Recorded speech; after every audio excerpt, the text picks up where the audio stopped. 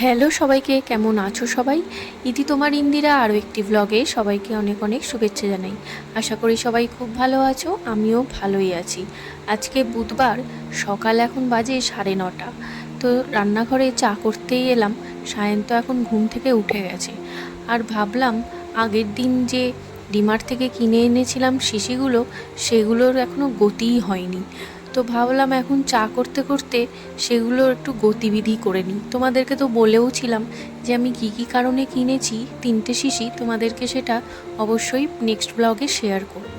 তো দেখো, প্রথমে দুটো যে শিশি রয়েছে বড় সাইজের, একটাতে চিলি ফ্লেক্স আর একটাতে অরিগ্যানো, আর একটাতে যেটা ছোট সেটাতে নিয়েছি পেরি পেরি মশলা। তো এই 3টে শিশি আমি কিনেছিলাম এই 3টে জিনিসের জন্য। তো খুব সুন্দর করে আমার এগুলোকে ভরাও হয়ে গেল। এই প্যাকেটে প্যাকেটে রাখা থাকে, নিতে খুব অসুবিধে হয়, ওই জন্য ওই 3টে শিশি কিনেছিলাম। ছোট শিশিটা 29 টাকা দাম নিয়েছিল, আর দুটো বড় শিশি ওই 49 টাকা করে নিয়েছিল। আর তারপর এই নতুন দুটো কাপেই আজকে সকালের প্রথম চা খাওয়া। তারপরে তো সারা দিনটা কেটে গেল। কাটানোর পর এই এখন সন্ধেবেলায় বেরিয়েছি। কালকে যেহেতু বৃহস্পতিবার, এদিকে এসেছি যখন ফুলটা নিয়ে নিলাম। এরপরে চলো সোজা চলে যাচ্ছি এই যে এখানে আমরা মালাই কুলফি, তারপরে রাবড়ি, তারপর ফালুদা এটা খাই।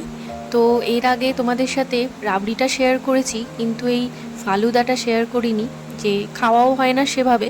তো আজকে এলাম যখন, তো এই জন্য ভাবলাম তোমাদের সাথে শেয়ার করি এখানকার ফালুদাটা। খুব ভালো খেতে, এরা খুব সুন্দর বানায়।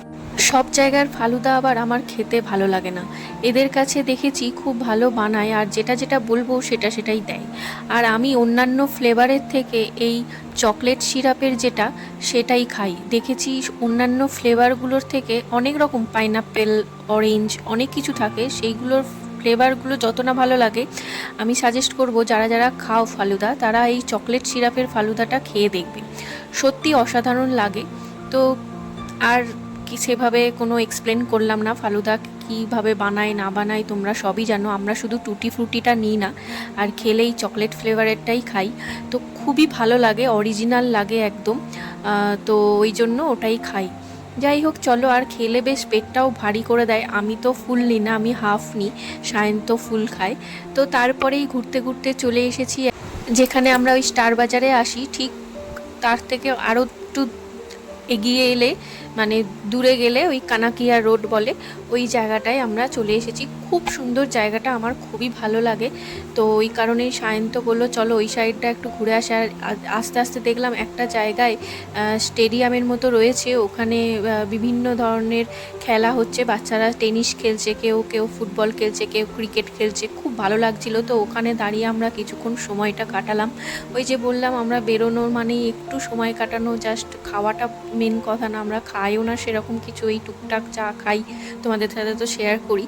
তারপরে এই একটু ঘোরাফেরা হয় এই আর কি। আর ঋতুদার এখন গাড়িটা মাঝে সাঝে পেলে একটু ঘোরাফেরা হয়, ভালো লাগে, মনটাও বেশ ভালো হয়। তারপরে এই যে চলে এলাম এখন এই দিকটা এলেই আমার ওই পুরনো বেশ অনেক দিন আগে, মানে প্রায় 2018 সালের গল্প তোমাদের সাথে শেয়ার করছি।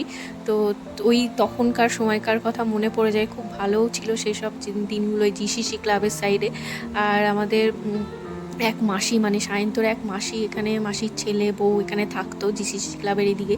তখনকার সময়টা ওরকম ছিল, খুবই ভালো ছিল, আসতাম যেতাম, বেশ এনজয় করতাম সবাই মিলে, ফ্যামিলিরা সবাই কাছে পিঠে থাকলে বেশ ভালোই লাগে, যা হয় আর কি, বেশ খুব এনজয় করতাম সেই টাইমটা, খুব ভালো কাটিয়েছি।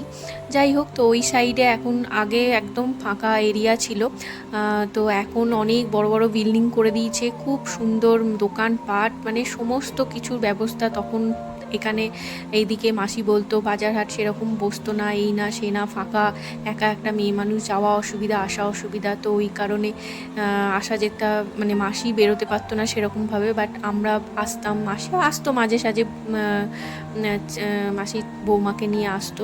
তো যাই হোক, এরকম অনেক দিন গেছে। তো এখন অনেক পুরো ভর্তি হয়ে গেছে দোকানপাট, বিল্ডিং, বড় বড় বিল্ডিং উঠে গেছে। তো সেই সাইড দিয়ে অনেক বছর পর সত্যি এই সাইডটা এলাম, খুব ভালো লাগলো। যাই হোক, চলো আজকের মতো ব্লগটা এখানেই শেষ করছি, এখন ঘরে ফিরছি। তোমাদের ভিডিওটা কেমন লাগলো জানিও, ভালো লাগলে অবশ্যই লাইক করো। সবাই ভালো থেকো, দেখা হবে আবারও পরের একটা ব্লগ নিয়ে।